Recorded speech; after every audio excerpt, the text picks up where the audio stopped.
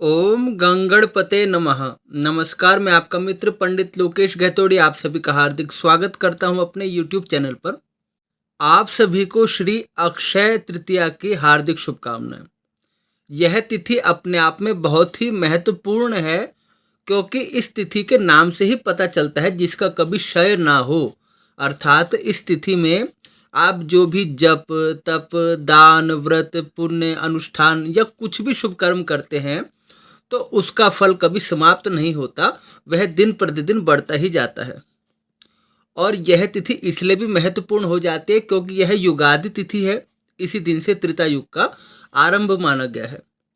इस दिन भगवान श्री परशुराम जी का प्राकट्य हुआ था और भगवान श्री परशुराम जी चिरंजीवी हैं, तो भगवान श्री परशुराम जी का जन्मोत्सव भी यह दिन है और भगवती माँ मातंगी जी की भी इस दिन पूजा की जाती है। तो आज की वीडियो में हम जानेंगे कि इस अक्षय तृतीया में ऐसे कौन से हम उपाय करें जो हमें शुभ फल की प्राप्ति हो, हमारी मनोकामनाएं पूर्ण हो। साथ ही साथ हम इस तिथि का महात्म्य बताते हुए एक कथा का भी श्रवण करेंगे। चलिए वीडियो आरंभ करते हैं। सबसे पहले तो आपकी ये कन्फ्यूजन दूर कर देते हैं कि अक्षय तृतीया किस दिन है, क्योंकि किसी स्थान पर आप पाएंगे 22 अप्रैल, किसी स्थान पर आप पाएंगे 23 अप्रैल। तो सबसे पहले हम जानते हैं कि अक्षय तृतीया किस दिन पड़ रही है। तो पंचांग के अनुसार जो 23 अप्रैल रविवार, उस दिन जो वैशाख शुक्ल तृतीया है वो मात्र 4:43 तक ही है और उस दिन त्रिमुहूर्त भी न्यून है। इसलिए 22 अप्रैल को ही अक्षय तृतीया का पर्व मनाया जाएगा और 23 अप्रैल को प्रातःकाल सिर्फ 7:48 तक ही तृतीया तिथि है।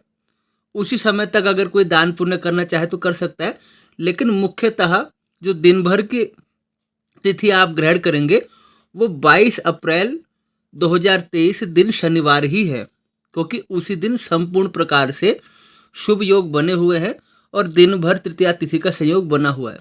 हम पंचांग के माध्यम से भी आपको बताते हैं कि उस दिन कैसी स्थिति बनी हुई है। दिन 22 अप्रैल 2023 शनिवार, इस दिन प्रातःकाल 7:49 से तृतीया तिथि आरंभ होगी और दिन भर तृतीया तिथि फिर बनी रहेगी।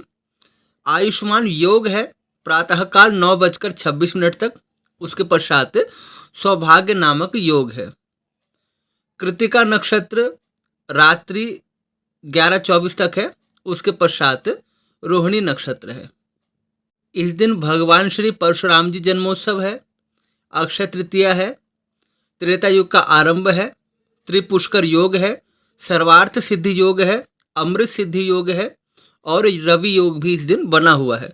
तो बहुत से शुभ योगों का इस दिन समावेश बना हुआ है। और सबसे बड़ी बात, सूर्य और चंद्रमा दोनों अपने अपने उच्च राशि में इस दिन विराजमान है। सूर्य भगवान मेष राशि में विराजमान है और चंद्रदेव वृषभ राशि में विराजमान है। तो दोनों ही ग्रह जो बहुत ही अधिक प्रभाव डालते हैं मानव जीवन में, वो अपने अपने उच्च राशि में विराजमान है। इस दिन पूजन का विशेष जो मुहूर्त मिलता है प्रातःकाल 7:49 से दोपहर 12:20 तक, और स्वर्ण आदि आप दिन भर खरीद सकते हैं, उसमें कोई दोष नहीं है, दिन भर आप स्वर्ण खरीद सकते हैं। आइए अब अक्षय तृतीया की कथा का श्रवण करते हैं। उसके उपरांत हम आपके लिए उपाय लेकर आएंगे कि किन उपायों को करने से आपका भाग्योदय होगा। तो कथा आरंभ करते हैं। एक समय धर्मपुत्र युधिष्ठिर जी ने भगवान श्री कृष्ण जी से पूछा, हे प्रभु, अब मुझे आप अक्षय तृतीया के महत्व के बारे में बताइए, इसकी क्या कथा है। तब भगवान श्री कृष्ण बोले, हे महाराज, अब आप वैशाख मास के शुक्ल पक्ष की अक्षय तृतीया की कथा सुने। इस दिन स्नान, दान, जप, होम, स्वाध्याय, तर्पण आदि जो भी कर्म किए जाते हैं वे सब अक्षय हो जाते हैं।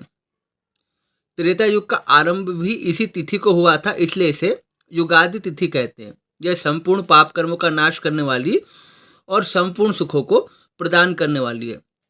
इस संबंध में एक आख्यान प्रसिद्ध है, आप सुने। शाकल नगर में प्रिय और सत्यवादी देवता और ब्राह्मणों का पूजन करने वाला धर्म नाम का एक धर्मात्मा वणिक रहता था।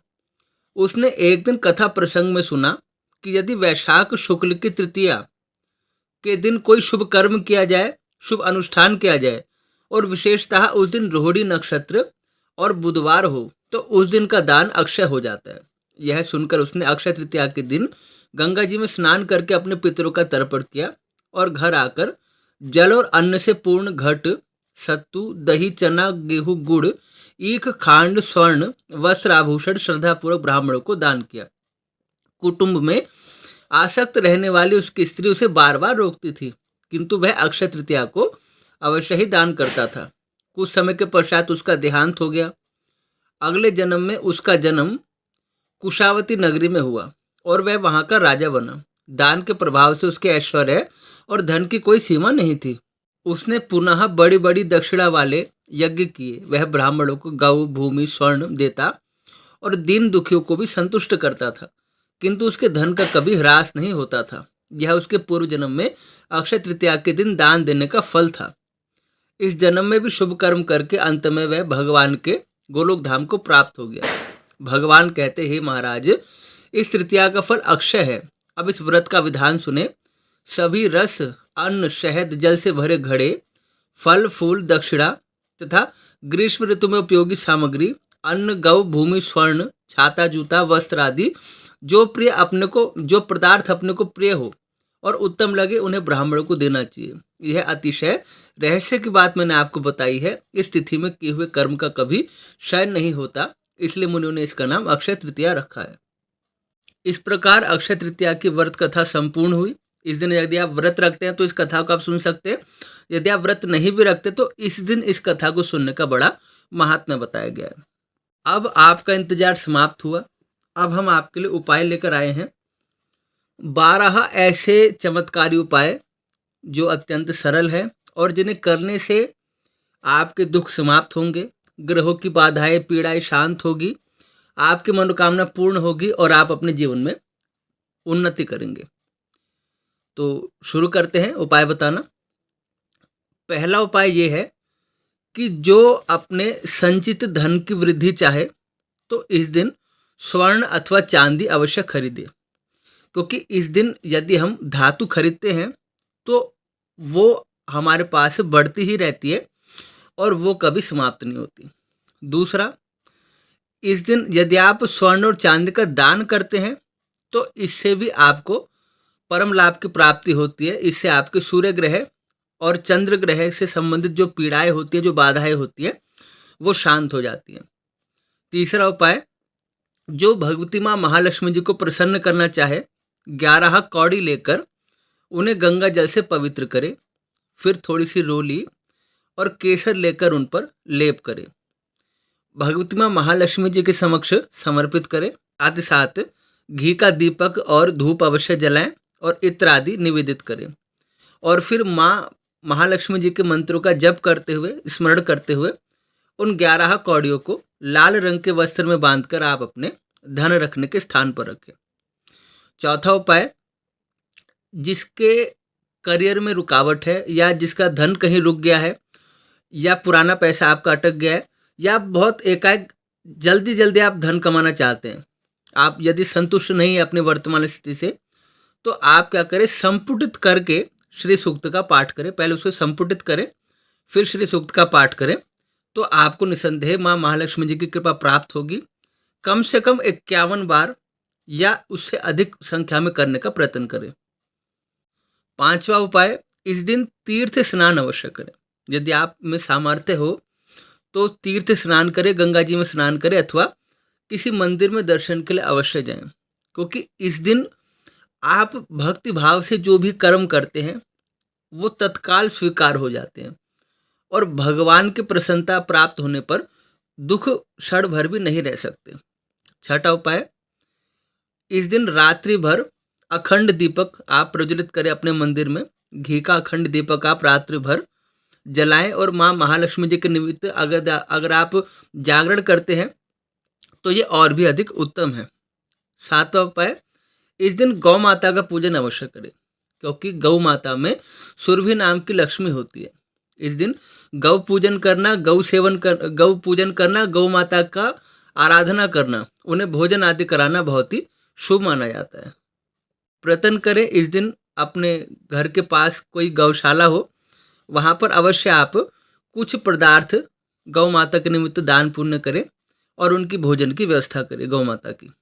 8वां उपाय, इस दिन कन्याओं का पूजन अवश्य करें। जिनकी कुंडली में शुक्र ग्रह खराब है या शुक्र से संबंधित कोई बाधा है, तो छोटी कुंवारी कन्याओं का पूजन अवश्य करें और उन्हें अपनी यथाशक्ति आप भेंट प्रदान करें। 9वां उपाय, जिन्हें रोग अधिक सताता है या जो शारीरिक पीड़ाओं से युक्त हैं, वो इस दिन माँ भगवती में महालक्ष्मी जी का अभिषेक करें इत्र से। गुलाब का इत्र हो सकता है या सुगंधित किसी अन्य पुष्प का इत्र हो सकता है। आप कनक धारा का पाठ करते हुए माँ महालक्ष्मी जी का इत्र से अभिषेक करें और मंदिर में इत्र का दान करें, तो आपकी मनोकामना पूर्ण होगी।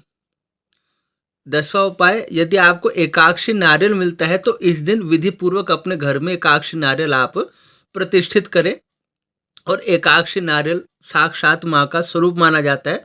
आपके मंदिर में एकाक्षी नारियल रहेगा तो आपको हमेशा धन धान्य की प्राप्ति होती रहेगी। 11वां उपाय, इस दिन आप अपने घर में भगवान शिव जी के निमित्त पारद शिवलिंग की अवश्य प्रतिष्ठा करें। पारद शिवलिंग का दर्शन बहुत ही पुण्यदायी होता है और जो नित्य प्रति उनकी पूजा करता है, उनकी आराधना करता है, उनकी सेवा करता है, तो भगवान शिव जी की उस पर तत्काल कृपा होती है। उसकी कुंडली में यदि काल सर्प योग हो, शनि की कोई दशा हो या कोई भी मारक दशा आई हो, तो वह सारी दशाएं भी समाप्त हो जाती हैं। और अंत में इस दिन संभव हो तो चांदी से बना हुआ श्री यंत्र विधि पूर्वक अपने घर में प्रतिष्ठित करें। चांदी से बने हुए श्री यंत्र को साक्षात माँ भगवती महालक्ष्मी जी का स्वरूप माना जाता है। ऐसी मान्यता है कि श्री यंत्र के दर्शन से आपको लक्ष्मी जी के दर्शन का पुण्य फल प्राप्त होता है।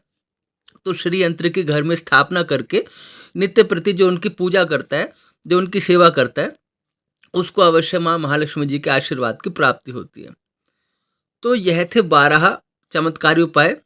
आप अपनी श्रद्धा और भक्ति अनुसार इन उपायों को करें, निसंदेह आपके दुख समाप्त हो जाएंगे और अक्षय तृतीया में आपको अक्षय धन, वैभव, सुख संपत्ति की प्राप्ति होगी। तो मैं आशा करता हूँ आपको वीडियो पसंद आई होगी। यदि आपने हमारे चैनल को सब्सक्राइब नहीं किया तो प्लीज़ सब्सक्राइब कर लीजिए, बेल आइकन प्रेस कर लीजिए और वीडियो को लाइक कीजिए, अपने कमेंट हमें प्रदान कीजिए। आगे भी हम आपके लिए इसी प्रकार राशिफल, धर्म, ज्योतिष, अध्यात्म संबंधित जानकारी लाते रहेंगे।